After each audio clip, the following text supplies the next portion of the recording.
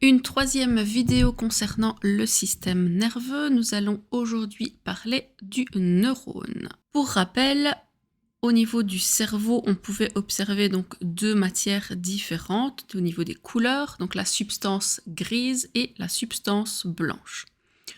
La substance blanche contient donc les prolongements des différents neurones de la substance grise, ainsi que les cellules gliales, donc les cellules de la glie. Il y a différentes sortes de cellules gliales. Les plus nombreuses, ce sont les astrocytes, ce sont des cellules de soutien qui régulent aussi l'homéostasie, etc. Il y a les cellules de la microglie qui, elles, jouent un rôle de défense immunitaire pour les neurones. Il y a les oligodendrocytes et les cellules de Schwann qui vont produire la gaine de myéline, mais à différents endroits. Donc ce sont des cellules qui vont par exemple servir au soutien, à nourrir le neurone et d'autres fonctions. Au niveau de la substance grise, là on va trouver donc les neurones. Le neurone, c'est donc la cellule nerveuse, une cellule donc excitable qui est à la base donc de notre système nerveux. Nous avons donc le corps cellulaire qui contient un noyau et qui contient donc des dendrites, donc différents prolongements qui vont pouvoir donc être reliés à d'autres neurones ou cellules. Le corps cellulaire est prolongé par un axone, donc un long prolongement, qui, grâce à certaines cellules gliales, est recouvert d'une gaine qu'on appelle la gaine de myéline. Comme vous pouvez le constater, cette gaine de myéline n'est pas complète. Il y a à chaque fois de petits espaces entre les différentes cellules. Cet espace, c'est ce qu'on appelle un nœud de Ranvier. Il aura une utilité qu'on verra juste après. Et la dernière partie du neurone, c'est ce que l'on appelle l'arborisation terminale, qui contient donc les différentes synapses, donc ces petites boursouflures que l'on peut voir à la fin de notre neurone. Donc la première transmission nerveuse au niveau du neurone fait de façon électrique.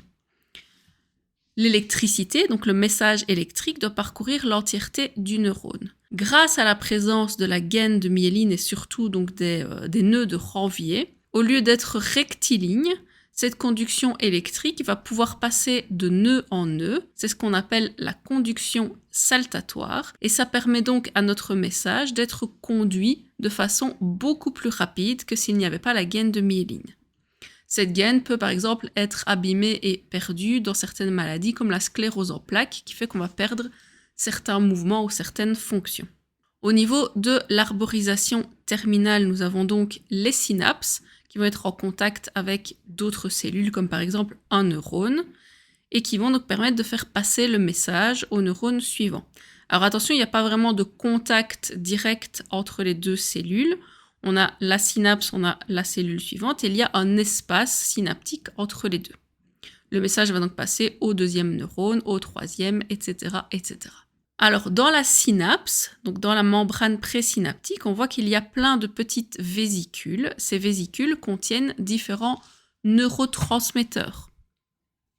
Les neurotransmetteurs, ce sont donc des petites molécules chimiques qui sont produites par le neurone, ce qui veut dire que le message n'est plus électrique mais chimique. Lorsque le message électrique arrive au niveau de la synapse, nos petites vésicules vont fusionner avec la membrane et vont libérer les neurotransmetteurs dans l'espace intersynaptique. Les petits messagers chimiques, donc les neurotransmetteurs, vont pouvoir se fixer sur un récepteur et produire leur action, transmettre le message au neurone suivant. Alors attention, les neurotransmetteurs vont pouvoir être court-circuités par certains produits. Leur effet va se voir augmenter, bloquer, etc. Par exemple, certaines molécules chimiques peuvent venir se placer sur la membrane présynaptique et empêcher alors la libération des neurotransmetteurs. Ça va donc bloquer le signal. D'autres molécules encore vont venir s'ajouter aux neurotransmetteurs, être libérées, fixer les mêmes récepteurs que le neurotransmetteur naturel et donc vont amplifier l'effet de la molécule. D'autres encore vont se fixer sur les récepteurs et empêcher le neurotransmetteur de s'y lier et vont donc arrêter l'effet, ce qui pourrait causer par exemple une paralysie. On peut donc voir que certaines substances comme la nicotine, comme des drogues ou un déséquilibre des neurotransmetteurs dû à une maladie comme par exemple la dépression ou Alzheimer peut donc modifier la transmission du message neuronal.